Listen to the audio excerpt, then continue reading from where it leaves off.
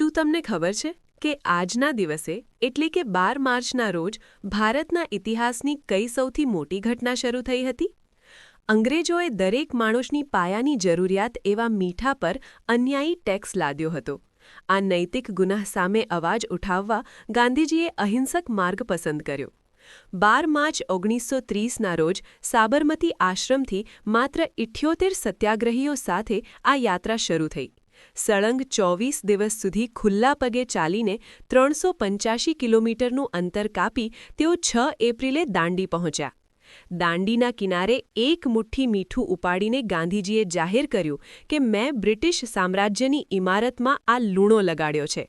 અને આ નાનકડી ઘટનાએ આખા દેશમાં આઝાદીની એવી લહેર પેદા કરી જેણે અંગ્રેજી શાસનના પાયા હચમચાવી દીધા. આજે જ્યારે આપણે આઝાદીનો શ્વાસ લઈ રહ્યા છીએ ત્યારે દેશ માટે ખુલ્લા પગે ચાલનાર આ અમર સત્યાગ્રહીઓને કોટી કોટી વંદન.